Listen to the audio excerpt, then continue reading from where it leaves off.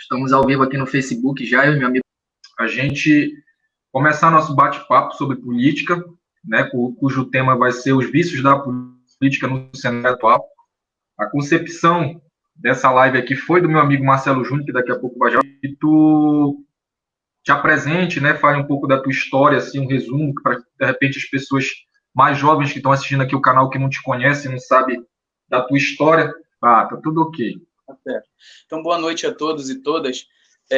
Como o companheiro Elton já tem falado, e eu quero logo adiantar, porque eu uso muito essa palavra companheiro, mas de dizer que muitas pessoas falam, Marcelo, tu chama os outros de companheiro, então tu é de partido X ou Y. Não, isso nada tem a ver com partido. Para mim, companheiro é aquele que acompanha, aquele que segue o pensamento, segue ali o outro na maneira de refletir, de pensar a vida e tal. Então, por isso eu chamo muito essa questão de companheiro. Mas é nesse sentido, não tem nada a ver com conotação partidária. Inclusive, dizer logo de início que nenhum dos dois, nem eu nem você, somos candidatos a nada nessa eleição. Na verdade, somos apenas eleitores nessa eleição municipais agora de 2020. Para justamente as pessoas compreenderem que também o nosso... quando nós pensamos em fazer isso aqui, e nós colocamos a palavra vício, justamente para dar um impacto maior e um chamamento melhor nas pessoas. Mas, na verdade, nós vamos fazer reflexões sobre algumas coisas corriqueiras, né, do dia a dia, nessa relação, nessa condição do dia a dia, né, dessa política partidária, desse cenário todo que se é montado. Bem, meu nome é Marcelo Júnior, como o Elton já me apresentou, sou de Irituia, sou natural de Irituia, lá fui conselheiro tutelar, lá fui vice-presidente de partido, presidente de juventude partidária. Então, lá em Irituia, eu tive uma vida bem ativa politicamente. E hoje atuo como assistente social, sou do quadro da prefeitura, mas estou cedido ao Instituto de Servidores Públicos, de Previdência de Servidores Públicos de Paragominas, o IPMP, estou lá cedido, e lá atuo profissionalmente. Então, é mais ou menos isso, tenho 38 anos de idade, e estou aqui, junto com você, Elton, nessa tentativa de jogarmos luz a alguns pensamentos, umas reflexões dentro desse contexto político. Que nos vemos, é importante dizer que, às vezes, a descrença é tão grande que as pessoas avacalham assim comigo, né? Que para que eu me meto nisso? Para que a gente perde tempo, né? Perde tempo nisso, mas eu acho que a gente faz aquilo que primeiro a gente gosta, né, Marcelo?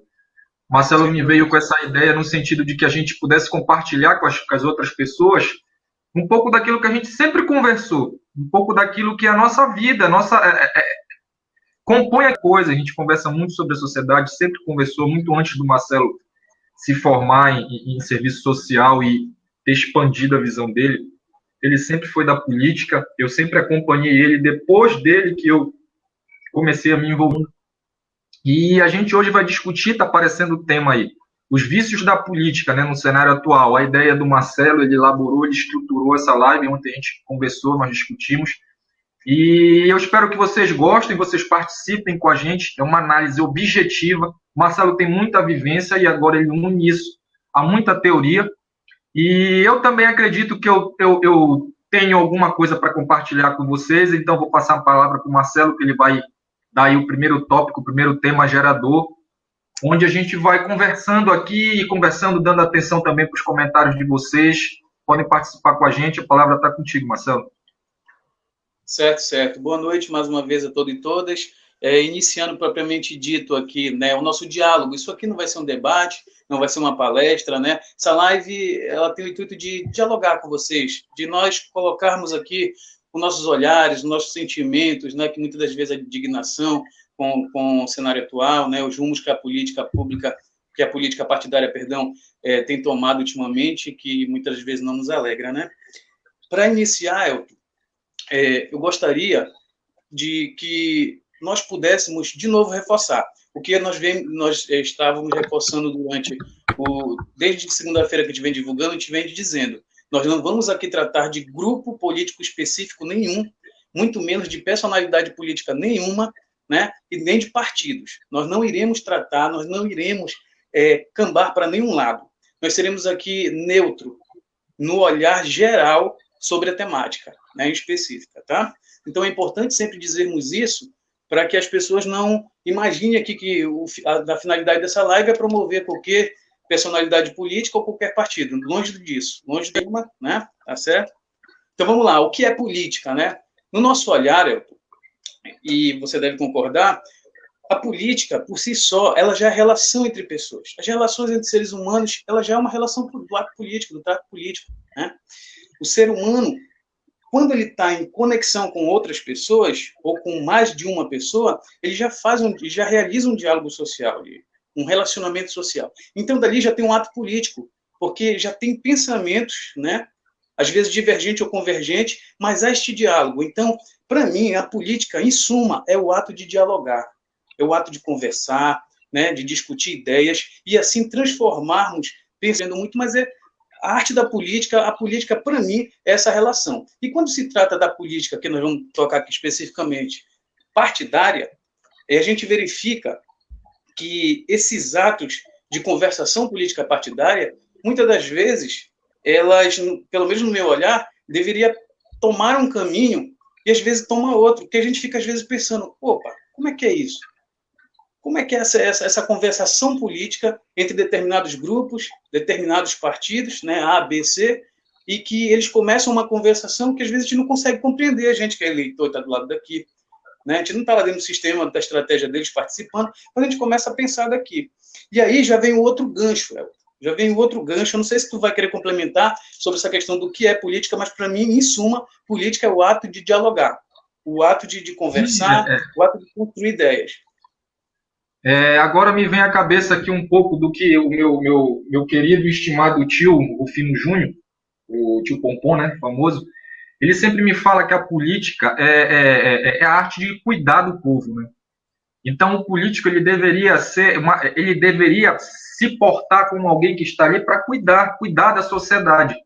Ele está ali para gerir a sociedade, né? O político, a gente está lembrando que a gente vai tratar dessa live de uma forma muito objetiva, e hoje a gente vê que a política ela tomou outro rumo, onde os interesses particulares, o interesse pessoal, ele se sobressai a qualquer um outro interesse, e não só o interesse do candidato, o interesse pessoal do candidato, o interesse do grupo do candidato, o interesse das pessoas que vão votar no candidato, são todos interesses particulares.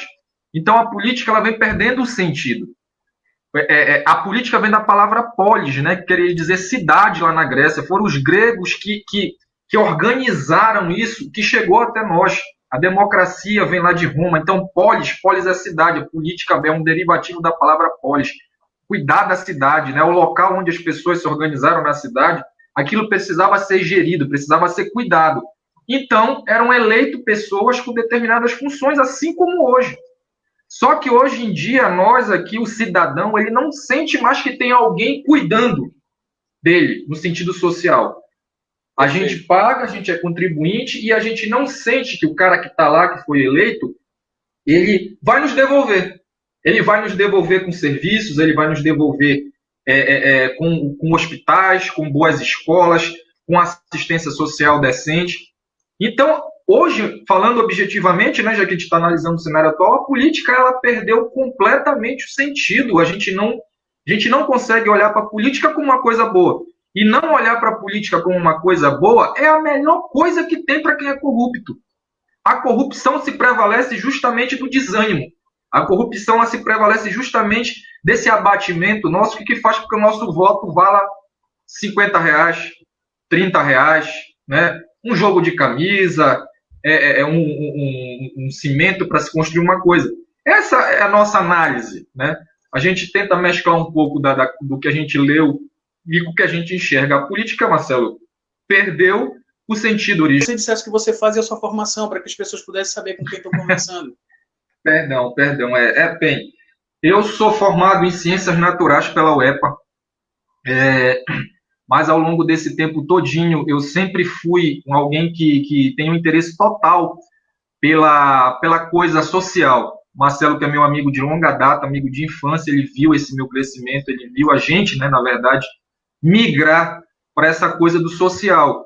Então eu passei na faculdade de História, mas não fui cursar, aí veio um monte de problema referente a isso. Fiz um ano agora, recente, tranquei a faculdade de Serviço Social. da associação Quem Te Dera, uma associação de cultura, a minha luta aqui em Ituia, política, foi sempre através da cultura popular, da defesa do carimbó, da defesa das nossas questões aqui de Ituia. Então, eu me considero um militante da coisa social, da coisa pública, um militante da cultura, da arte. É assim que eu prefiro me apresentar, assim, como um militante social aqui de Ituia. Certo. Muito bem. Então, dito isso, Elton, agora a gente volta para a nossa temática, né, para o subtema cenário atual, né? E dentro desse cenário atual, eu trago agora uma reflexão para te iniciar, porque uma reflexão vai dando gancho para outra. Veja só, me causa muita estranheza, Elton, que para a gente participar, para qualquer ser humano participar do processo político, ele precisa estar afiliado a um partido, correto? E nesse partido político tem um estatuto partidário, que deveria ser o livro de toda a vida de quem mexe com política. Porque quem mexe com política e é político está sempre aliado, está sempre inscrito, filiado a um partido. Então, o que norteia o partido é o estatuto deste partido, é o que diz que pode, que não pode, e seu viés de luta, a sua bandeira de luta. E me causa muita estranheza que de um tempo para cá, e há muito tempo mesmo, desde que eu militava nisso, quase que as pessoas não falavam mais, e hoje fala-se muito menos na condição do estatuto partidário. Agora, veja só, como é que eu posso estar numa campanha política, como é que eu posso ser candidato e, de repente, não conhecer o estatuto do meu partido? Quais são minhas bandeiras de luta? Quais são as bandeiras de luta? Porque, veja só, se eu sou candidato num determinado partido, as bandeiras de luta são as que do partido, não minha. Porque, de um tempo para cá, houve uma personificação da política do qual as pessoas deixaram de mão a questão do estatuto partidário, das suas bandeiras de luta, e se confunde hoje. A pessoa está no partido, principalmente para o legislativo. Veja só, no legislativo, a cadeira não é do parlamentar, a vaga não é do parlamentar. No contexto municipal. Né? Então, veja só, a cadeira não é do vereador, a cadeira é do partido. Tanto é que se ele sofrer alguma penalidade lá e for expulso do partido em determinado período que ele tiver do mandato, ele sai e vai assumir o suplente, ele perde o mandato, porque o mandato é do partido. Agora, veja só, como a lógica da coisa. O mandato é do partido e eu não conheço meu estatuto partidário. E nem divulgo esse estatuto partidário. Eu acho que é um absurdo gritante. E outra, aí, nessa questão do estatuto, depois já quero entrar no gancho da aliança. Não sei se eu já entro direto, Elton, se tem alguma ponderação a fazer aí. Falar do partido. Eu vou falar um pouco do partido, porque é isso que eu falo. Como a gente tem um afastamento, a gente tem uma repulsa. O povo, ele tem uma repulsa. Marcelo, eu quero ser bem objetivo mesmo. O povo, ele tem uma repulsa política. Então, ninguém mais se dá o luxo de sentar para se discutir conceitos da política, para se tentar entender quais são os papéis de cada coisa, sendo que um deles é o papel do partido. As pessoas hoje olham para o partido como algo totalmente desnecessário, que elas não conseguem entender nem para que serve. O partido, gente, da maneira mais fácil de compreender, ele é um grupo de pessoas que pensam da mesma forma. Claro que não igual, mas que tem um pensamento parecido. Então, eu só posso entrar num partido que eu me assemelho àquelas ideias que estão no estatuto. Hoje eu sou do PSOL porque eu concordo com as coisas que o PSOL defende. Isso me fez ir para o PSOL. Eu fui para o PSOL porque eu concordo com as coisas do PSOL e discordo, por exemplo, das coisas do MDB. Tá entendendo? Então, se eu fosse para o MDB com o meu pensamento, vocês poderiam dizer, Elton, o que tu tá fazendo aí no MDB? Por que causaria estranheza? Porque as coisas que saem da minha boca, a forma como eu me relaciono, as formas como eu me expresso, não combinam com as formas que são defendidas, expressas pelo partido, por exemplo, do MDB. Tá certo? Então, essa é a diferença.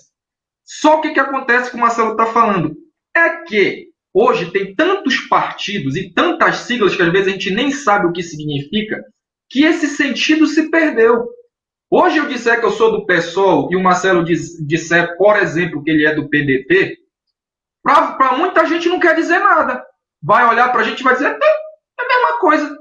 O Marcelo está do PDT, o Elton é do PSOL, não faz diferença. Não, para mim faz diferença. Se o Marcelo fosse do PDT, a escolha dele faria diferença. Quem é do PSDB faz diferença. E assim vai. Só que para o povo, por desconhecimento, não tem mais diferença. Eles tratam tudo como se fosse a mesma coisa, e ainda mais personificam, né? Eu acho que é isso que tu vai falar na sequência. O partido, ele foi posto numa posição menor do que do candidato, do que daquele cacife que entra no partido. O que a gente mais escuta é que determinado partido é de fulano. O partido B é do Beltrano lá, que tem uma grana, que tem um potencial econômico, que é empresário, ou então que é um político tradicional. A gente não vê mais o partido político como uma unidade, como um grupo de pessoas que tem um projeto, que pensam de uma determinada maneira e vem oferecer isso para a gente. Vem dizer assim, olha, população, nós somos do partido tal e a gente acredita que a sociedade vai funcionar melhor dessa maneira, porque a gente pensa a partir desse miolo aqui de ideias. Não há mais isso. As pessoas não procuram saber mais isso. As pessoas que se filiam, muitas das vezes não querem saber mais disso e vai cair no problema que tu falou. Né? Do próprio representante, do cara que foi eleito, ele também não leva em consideração o partido que ele está. Tá certo? Ele vai para lá e toma decisões individuais que são totalmente diferentes daquilo que tu deveria esperar se tu soubesse o que é o partido dele. Tá? Então isso tudo está ligado a esse desprezo pela política. Aí eu passo a bola para ti de novo. Exatamente. Só lembrando que o Elton está dando alguns exemplos aí de relação de partido, mas ele sim, ele é do pessoal. Eu estou sem partido. Nessa política eu não estou participando ativamente de nada e estou sem partido. Estou aqui tranquilo. Veja só, só para constar que foi exemplos, né, Elton, que você deu. Veja só, agora eu pego o gancho que vem. Olha o problema que é quando não se trabalha. E o absurdo que o Elton fala. Como é que eu posso estar dentro de uma casa, morador de uma casa, né? E que, digamos que o partido seja uma casa e eu seja um morador dessa casa. Então, eu estou dentro da casa. Né? Não ao contrário. É como o Elton diz, hoje o negócio está tão assim que parece-me mais que a casa é a pessoa, né? A personalidade política do que o próprio partido. Então, por aí a gente já vê que o negócio já não está mais da forma que deveria ser. Né? Tá. E olha como é complicado para isso. Elton. Quando eu não sei do meu partido, não sei do meu estatuto, e só utilizo, de repente, do partido só porque eu preciso do partido para chegar, digamos, no executivo ou no legislativo, aí complica mais. Por quê? Porque na hora de se... Beleza, tá. Então, veja só. Agora a gente vai entrar no subtópico para te ver como uma coisa vai puxando a outra. Quando eu não conheço o meu estatuto partidário, quando eu não conheço o meu partido e quando eu não dou atenção a isso, olha como complica depois. As alianças, elas não devem ser feitas entre pessoas. As alianças para um pleito, digamos, a aliança para a eleição de 2020, que é a eleição municipal, elas são feitas por partidos. Por partidos. E aí o ideal seria o quê? Que as alianças fossem construídas por partidos que têm afinidade de lutas no seu estatuto. E aonde é que a gente vai achar isso? É nas lutas do cotidiano, nas defesas das temáticas e principalmente no estatuto. O estatuto ele tem afinidade ou não com o meu estatuto? Senão, deveria ser assim, as montagens de aliança. Às vezes a gente vê que as alianças são montadas pelas personalidades dos partidos. Aí o partido está lá e diz o seguinte, não, fala com fulano, que aí o Elton já disse, que é dono do partido tal, não sei o que, para a gente fechar. Né? E aí ninguém senta para uma reunião, e olha como deveria ser, não deveria ser os líderes dos partidos, só o presidente, que decidisse, vamos fechar com fulano, vamos fechar com ciclano. O correto seria o seguinte, vamos sentar o nosso partido, fazer uma grande assembleia, colocar as propostas de aliança, e então para ver o que é que os nossos filiados, né, para ver o que o nosso partido, que a nossa casa toda, decide para onde nós vamos, ou o que nós vamos fazer, se teremos coligação hoje não se faz mais na proporcional. Mas vamos fazer a coligação ali com determinado partido? Não vamos, por quê? E fazer aquela grande discussão, porque aí que é a beleza da democracia e deste ato, que o momento é para isso, que são as convenções, né, que se fazem as alianças. E o grande problema é esse, que a gente não enxerga mais desse jeito.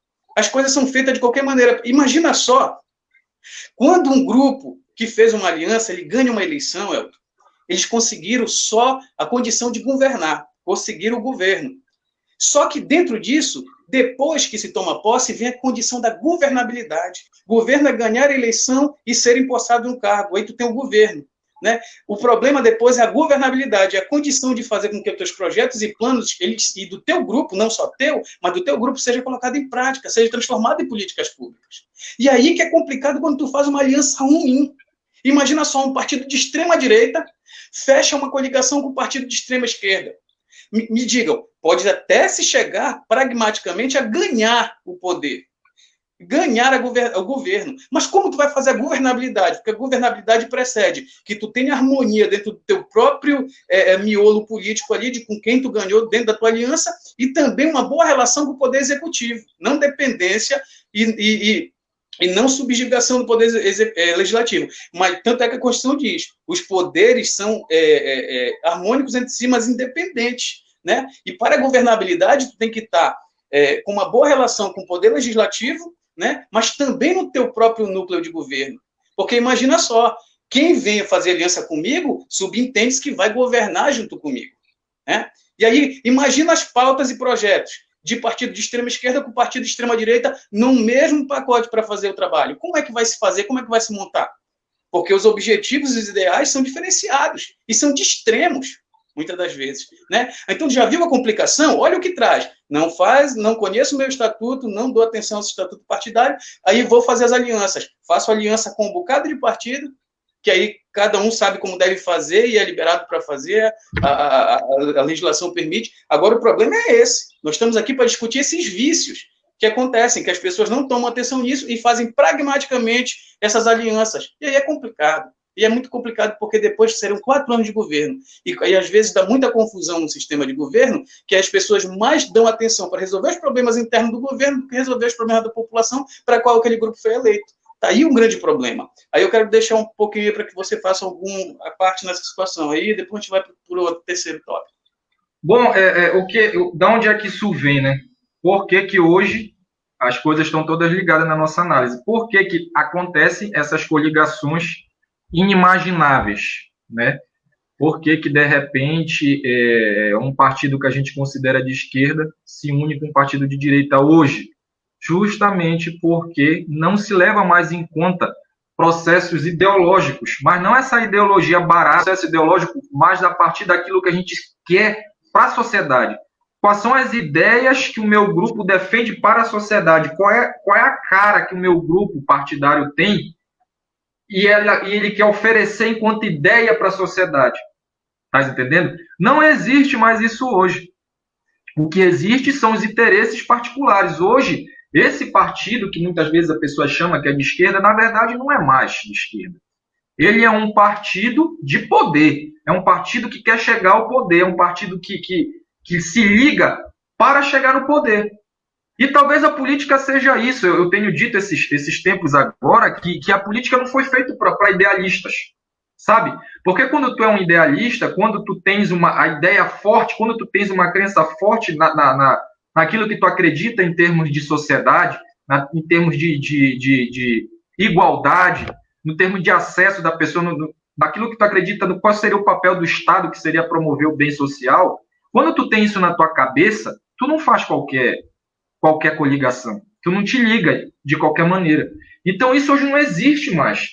A coisa está muito pragmática, como a palavra que tu gosta de usar muito, Marcelo. A coisa está muito pragmática no sentido assim, olha, para ganhar, a gente tem que unir aqui A, B, C, D, E para ganhar. Depois a gente vê o que acontece. E a gente vê que esse depois a gente vê o que acontece, geralmente dá em bagunça, geralmente dá em golpe, geralmente dá em articulação para derrubar aquele que era amigo na campanha e se torna inimigo depois na hora de se governar.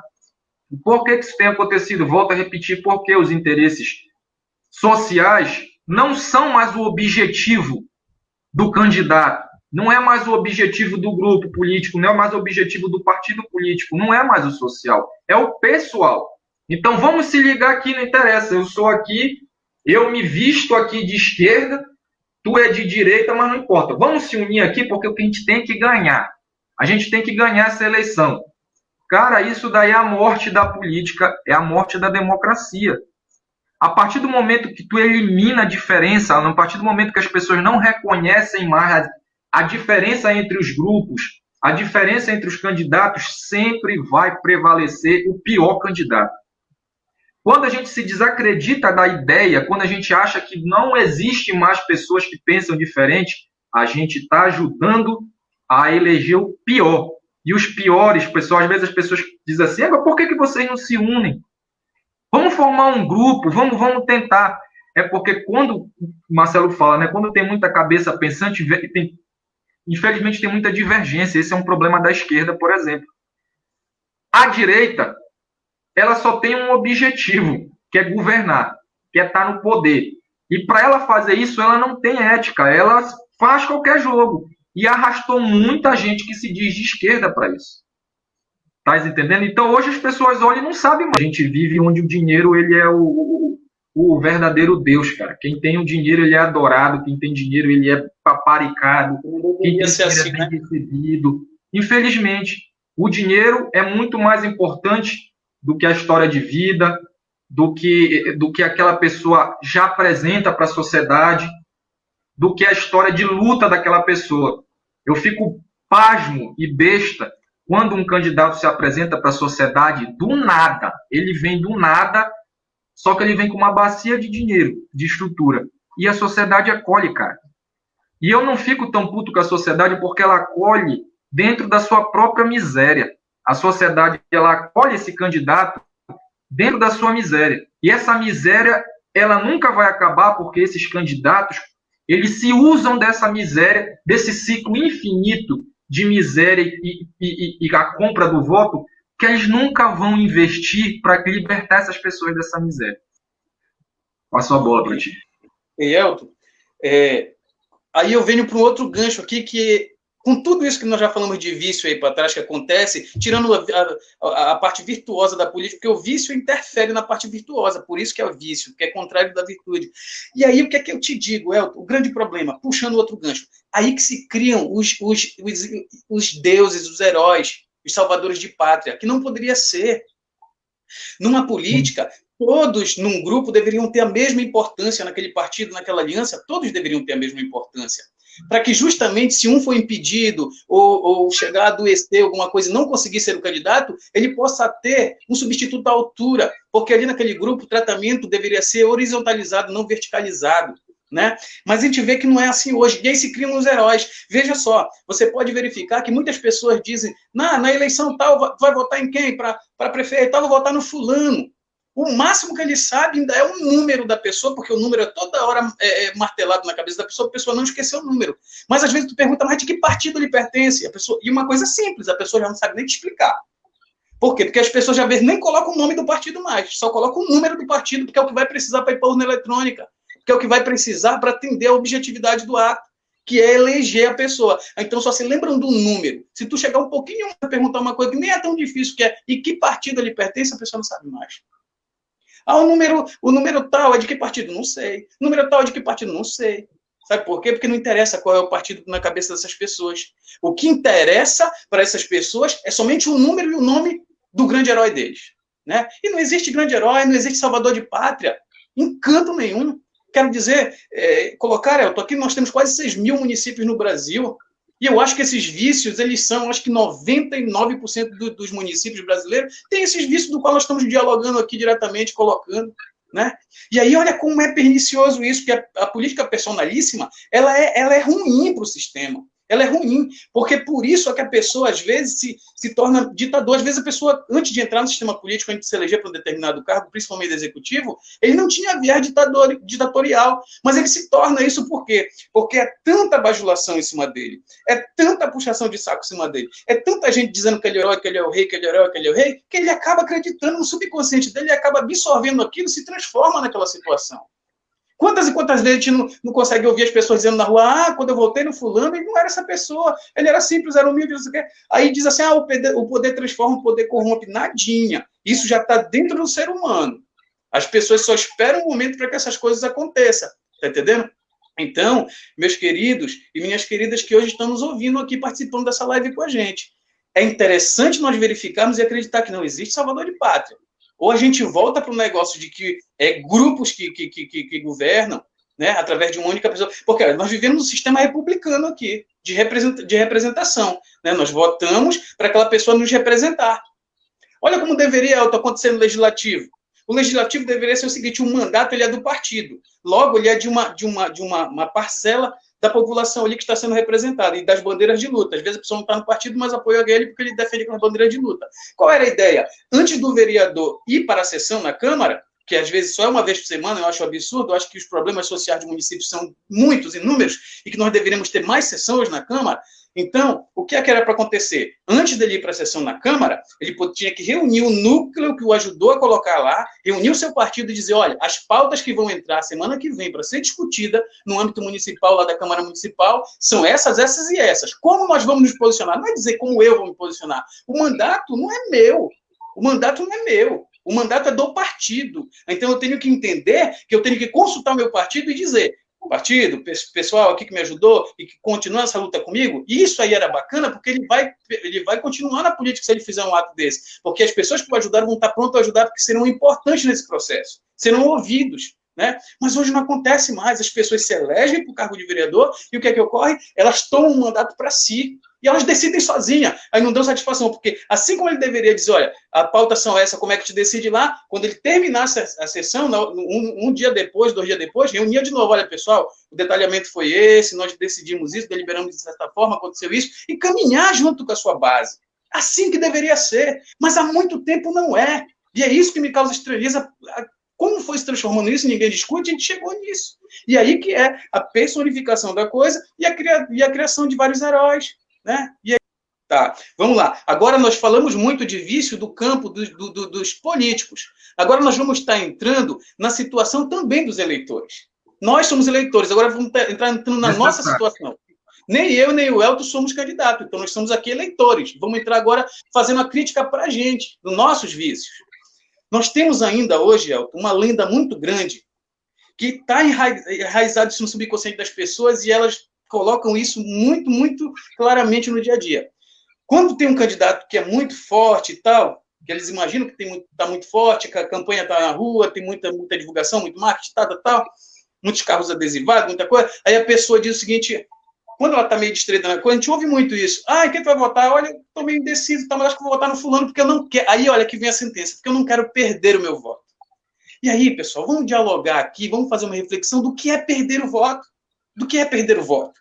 Porque, para mim, dependendo de quem eu votei, ele pode não se eleger e não conseguir o governo, ou chegar na Câmara de Vereadores. Mas e aí eu posso, não com ele, ele não conseguiu se eleger. Mas eu não perdi meu voto se eu votei na pessoa que eu acreditava, nos ideais que eu acreditava e que defendia as bandeiras de luta do qual eu acreditava. Aí ele pode não ter chegado ao objetivo pragmático de chegar lá, de se eleger vereador ou prefeito, mas então eu ganho, porque eu continuei acreditando naquela pessoa e eu ganhei meu voto, eu não perdi meu voto. De outra forma, também é muito verdadeiro, de repente eu voto em alguém que está muito forte e que eu acho que vai ganhar, só que é a história do efeito manada, que aí, só porque ele vai ganhar, eu vou votar nele para não perder meu voto. Aí a pessoa chega lá com um comportamento completo. Eu não conhecia a pessoa, votei porque estava, né, não queria perder meu voto, e a pessoa estava, no meu olhar, no olhar da população bem mais colocada, e a pessoa chega lá e faz um bocado de besteira. Se desvirtua todinho do que, de repente, é o papel do prefeito, o papel do vereador, né, do executivo, do legislativo. E aí, eu tenho vergonha daquele lá que eu votei, sem nem pensar quem era, sem refletir, aí sim eu perdi meu voto. Aí sim eu perdi meu voto. Porque eu votei em alguém que eu não conhecia, votei em alguém que não tinha os mesmos ideais que eu, e aí complica, tá entendendo? Então essa ideia é um vício do eleitor ainda hoje. Não quero perder meu voto, não quero perder meu voto. E aí tem que saber o que é perder voto e o que é ganhar. Então, sabe, é triste o eleitor que chega na hora de escolher seu voto em que ele não vota mais pela sua crença. Ele não vota mais porque ele acredita de fato naquele cara que está ali, se apresentando para ele e pedindo o voto dele. Sabe, é triste esse eleitor que trata o voto dele como uma coisa qualquer, uma coisa assim que ele faz porque ele é obrigado. É muito... Sabe, então essa coisa de perder o voto é extremamente relativo. O que é perder o voto, como o Marcelo pergunta e questiona. Sabe, a gente tem que votar porque aquele cara fala aquilo que eu entendo. Ele fala aquilo que toca no meu coração, que está diante dos meus olhos. Aquilo que eu olho na realidade e percebo que a proposta dele é aquela que eu acredito. Eu vou lá e voto. E quando a gente baixa para o município, a coisa fica muito mais feia, porque na base do município, na eleição municipal, é que entra o dinheiro, é onde a compra de voto acontece. Nas eleições presidenciais, tu não vê compra de voto. Pelo menos não como acontece para prefeito. Então, aí que o voto se torna mais desvalorizado, o eleitor está totalmente descrente, sem esperança, cara. E aí ele fica nessa onda. Às vezes o cara que não recebe o dinheiro, que não vende o seu voto, ele embarca nesse discurso de eu não quero perder meu voto. Mas o que é não perder o voto, meu Deus? O que me adianta eleger um cara que eu não tenho afinidade, eu não sei a história dele, eu não sei de onde ele veio, eu não sei o que ele pensa, sabe? Ou eu sei quem ele é, eu sei que ele não presta, eu sei porque ele já administrou e ele não presta, mas eu vou votar nele porque ele vai ganhar. É triste, cara, é triste. E isso faz parte do mecanismo. Isso não vai mudar. Uma coisa que não se liga à sociedade, uma coisa que não quer dizer nada. Quando tu adota bordões, sabe? Quando tu te apropria de elementos da sociedade que não dizem nada. Tu traz isso para ti, tu tá transformando o debate político, que é algo sério, numa brincadeira, cara. Aí o pessoal vai falar assim, eu vou votar em fulano porque ele é... Sabe? Eu vou votar em ciclano porque ele é o... Não é isso, cara. A política, meu Deus, é coisa séria, cara. Sabe? A política é ideias, cara. A política é projeto de governo. A política é composta pelas pessoas que estão ali se apresentando pra gente. A gente tem que analisar quem é essa pessoa que está pedindo nosso voto, gente. Pelo amor de Deus, vocês que têm um pouco de consciência na cabeça, é hora de conversar com o vizinho, com o parente. Não desista, não. Você não tem condição de ir no mercado conversar com 100 pessoas mais com teus parentes, com teus amigos. Conversa. Pelo menos tu está exercendo o teu direito democrático. Passa a palavra. Heráclito de Éfeso ele falava o seguinte, há muito tempo atrás, que aquela história máxima dele, né, o ser humano não convence ninguém a mudar. O máximo que ele pode fazer é incutir reflexão no outro, para que o outro tome a sua própria tomada de decisão. E aí, ao falar disso e trazer o filósofo para esse nosso diálogo, eu coloco uma coisa muito importante, também da tolerância à escolha já decidida do outro. Porque o que a gente vê de muita confusão no meio da rua é que quando um cidadão sabe que o cara já tem um candidato dele que está fechado, independente de qual motivo ele vai votar, se é pessoal, se é porque o cara tem grana, se é porque o cara é bonito, não interessa. Ele já está decidido e muito decidido, não cabe mais discussão para essa pessoa, não cabe mais. Porque é danado para gerar o conflito. Porque, olha, conflito, tudo bem, pode acontecer, conflito de ideia, divergência, beleza. Agora, nós não podemos deixar isso virar violência, virar confronto, violência física, verbal, porque aí o negócio foge mais ainda do que a política se propõe. Entendeu? Eu acho que o diálogo ele tem que ser feito da forma lá como o Heráclito de Éfeso falava lá. Ele dizia o seguinte... O máximo que tu pode fazer, tu não muda ninguém, o máximo que tu pode fazer é incutir reflexão no outro para que ele, a partir da sua própria reflexão, tome a sua decisão, ou mude e tal. Entendeu? Mas se for muito diretamente, vai dar confronto, vai dar problema, vai gerar violência. Então, a tolerância, né? A tolerância na decisão do outro, por mais equivocada que seja, ela ainda tem que prevalecer. Principalmente, de novo eu te digo, não é aquele que está indeciso, mas é aquele que já está muito convicto, mesmo de forma, no nosso olhar, equivocado, mas tem que ser respeitado, porque a decisão é dele e a democracia o permite se portar dessa forma. Agora, veja só, Elton, outro vício que é muito interessante, que é um vício de quem está no palanque, principalmente o candidato a vereador legislativo, com o eleitor que está aqui embaixo. E, às vezes, o eleitor que não está muito ligado no movimento e no que é as funções, que daqui a pouco te vai dizer, de prefeito e de vereador. Muitas das vezes o vereador está lá em cima, o candidato, dizendo, olha, porque nesta comunidade aqui eu vou fazer uma escola, porque naquela comunidade ali eu vou fazer um posto de saúde, e assim por diante o vereador vai falando. Às vezes, esse candidato a vereador, muitas das vezes, nem ele sabe qual é a função do legislativo, qual é a função que ele vai assumir depois de eleito. E aí, ele acaba colocando esse vício também dele na cabeça, no imaginário do outro, do eleitor que está lá embaixo, que também não é muito ligado com o sistema político. E o que é que acontece? Os dois se prejudicam nisso. Por quê? Porque quando o cara se elege, ele não vai fazer o posto, ele não vai fazer a escola, porque isso é prerrogativa do Poder Executivo. Só prefeito tem, e junto com os seus secretários, que podem executar obras. Legislativo só tem duas funções principais, que é legislar, criar leis e discutir leis, e fiscalizar o recurso público. Se ele disser, vou fiscalizar, vou através de requerimento, projeto de lei, enviar ao executivo, também não pode enviar ao executivo projeto de lei que onere lá o executivo, mas vou colocar um requerimento para que seja construído, ok, beleza, e vou fiscalizar os recursos para que ver se isso ocorre no âmbito ali da educação ou da saúde, aí tranquilo, entendeu? E aí, por que isso é muito ruim para os dois?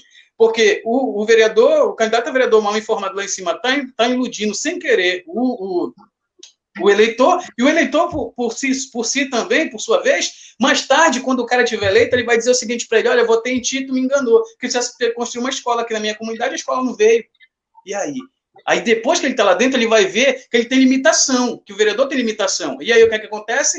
Ele vai dizer: ah, mas eu não sabia, rapaz, eu pensei que poderiam, então até pedir para o prefeito, meu prefeito não quis fazer isso. Não, mas é tu que disse que ia fazer.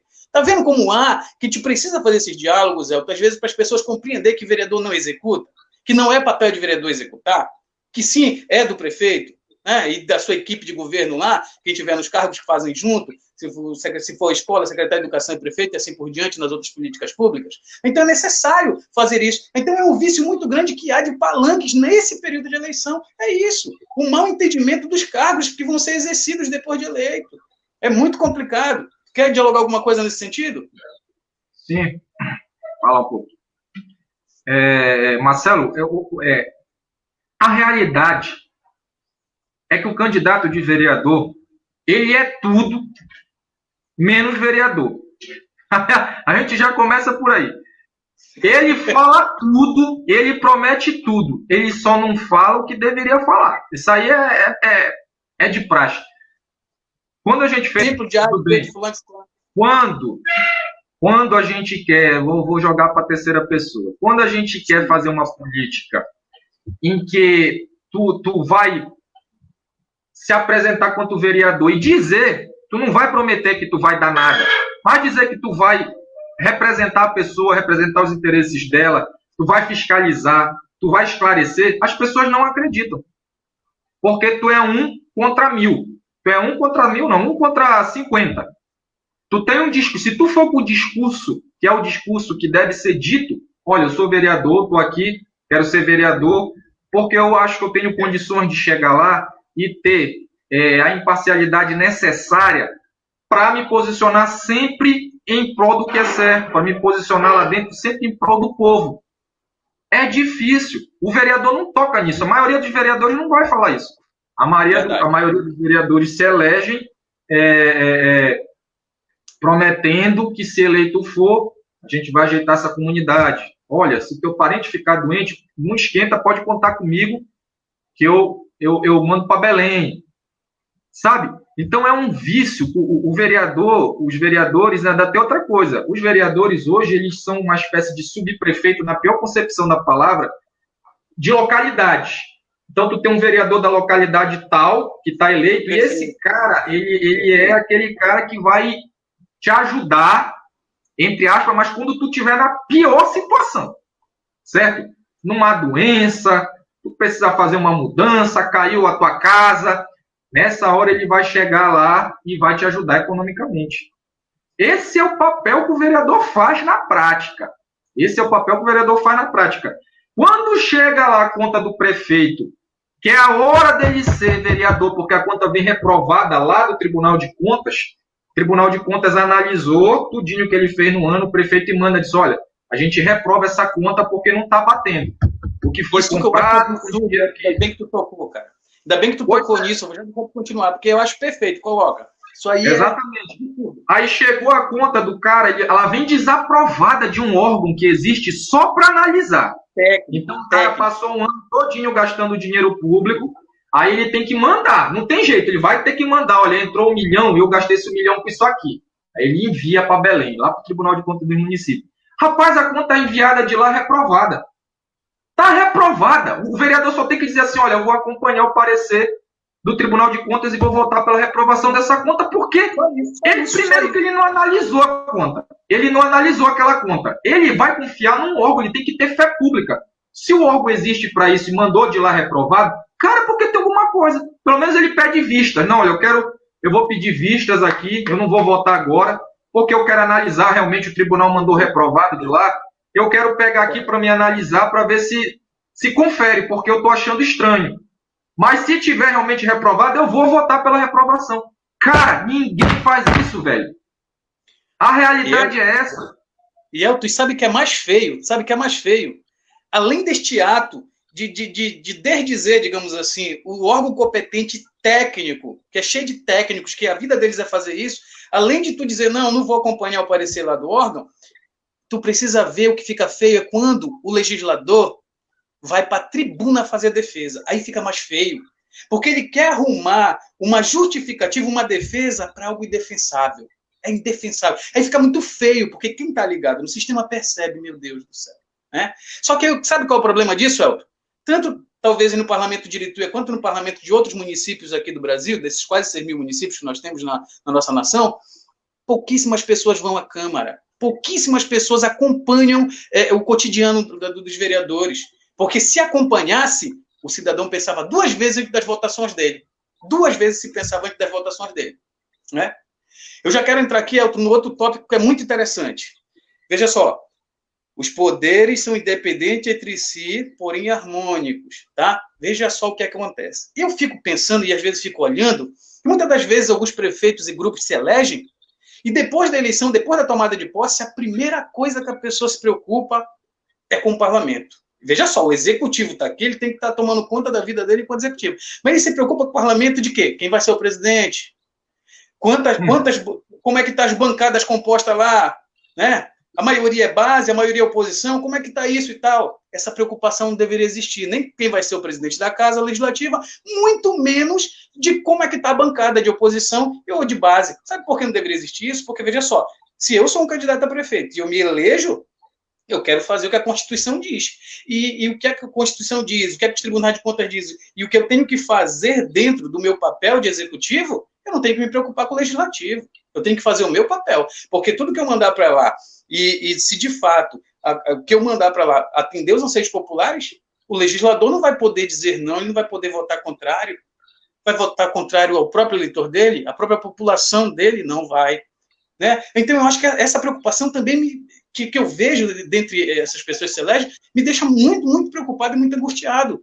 Não deve se preocupar com isso. O legislativo vai fazer a parte dele, e aí eu tenho que, enquanto prefeito, me preocupar com o executivo. Tá? É isso que tinha que acontecer. Mas a gente vê, né? Depois que se elege, depois que tomou posse, a preocupação é a eleição da presidência da mesa, né? É a questão de composição de bancadas, aí a gente vê um bocado de situações aí que, olha, sinceramente, às vezes nos entristece e nos preocupa muito. Mas eu te digo, eu vejo, você vê, porque a gente está ligado no movimento. E o resto da população, Elton, dos nossos municípios, né? Será que enxergam isso? Será que prestam atenção nisso? Né? É isso que eu deixo aqui para a gente, porque, como eu falei, esse diálogo aqui que a gente está tendo com vocês, pessoal, é um diálogo de reflexão, de jogar luz sobre alguns cantos que ainda são meio obscuros ou escuros dentro dessa relação de política atual. Né? Para vocês verem. O Elton até citou alguns nomes aí, mas foi bem distante e tal, a gente já voltou mesmo para o nosso centro aqui da coisa, mas eu não citei em nenhum momento vocês viram eu citar partido, nenhum momento vocês viram eu citar personalidade política e muito menos grupo político. E eu vou finalizar essa live até o final e não vou fazer isso, não vou falar, porque a gente precisa ser neutro, nós precisamos focar. Inclusive, repito, embora eu tenha partido, beleza, já colocou tal. Eu não, eu estou sem partido, eu estou aqui tranquilo, falando com vocês mesmo do nosso pensamento, jogando luz nessas questões. Tu quer complementar alguma coisa dessa, Elton? Então, já encaminha para o final aqui, e depois tem que ver se tem algumas perguntas ali. Vou complementar, sim. Então, vai lá. A desconfiança, né? O que a gente pensa, assim, né? A partir do momento que um prefeito assume e ele se preocupa em ter uma maioria, na Câmara,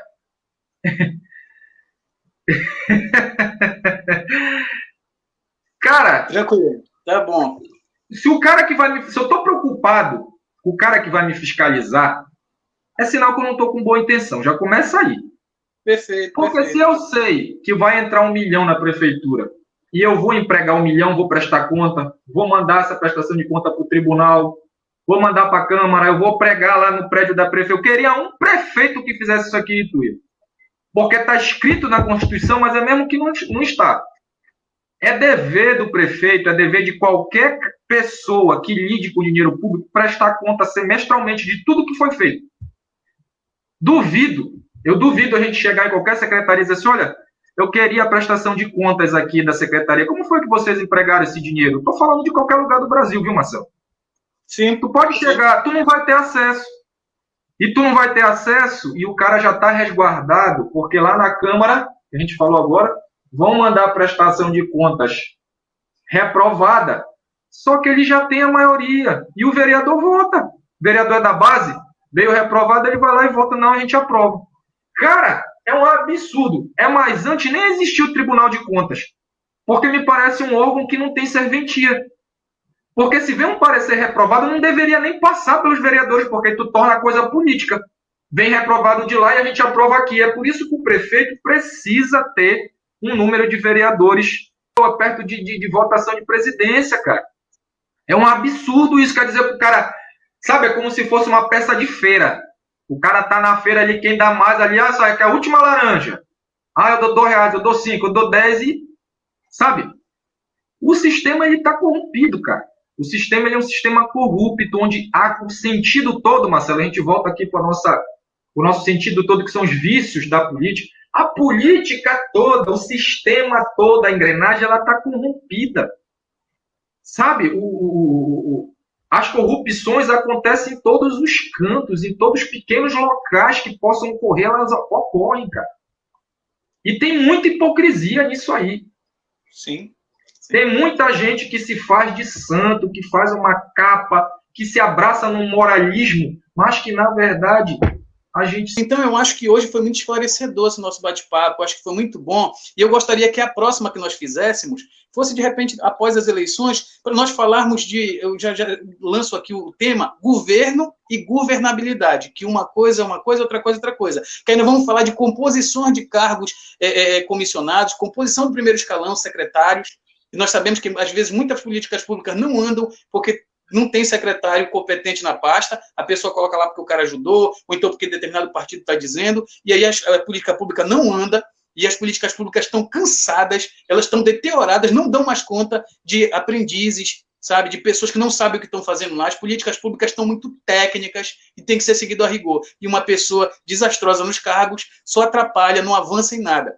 Então, eu acho que depois que terminar as eleições, nós devemos voltar com uma outra live tratando deste tema, governo e governabilidade, né? E aí fazermos esse paralelo e fazermos essa reflexão mais profundamente, porque assim, Elton, as pessoas que pelo menos estão assistindo e participando com a gente vão prestar mais atenção nas coisas e vão saber que quando o negócio não está muito funcionando ali em determinada política pública, que talvez não seja o corpo técnico, que está lá uma vida trabalhando e uma vida se capacitando, talvez seja o corpo de comando, a cabeça do comando que não está dando muito certo, porque foi mal escolhido. Né? E nós temos muito isso nas políticas também dos municípios, certo? Então, para finalizar a minha participação agora nesse primeiro momento, Elton, eu quero ler uma mensagem de um dos imperadores romano, Marco Aurélio, que também era filósofo estoico, que ele diz o seguinte: os homens foram feitos uns para os outros, educa-os ou suporta-os. Dizer assim que eu gostei, a gente organizou isso assim um pouco mais com pressa, né? Mas as próximas a gente vai fazer melhor. A galera, eu acho que gostou pelo papo, acho que a gente conseguiu dividir bem o tempo, né? Não ficou cansativo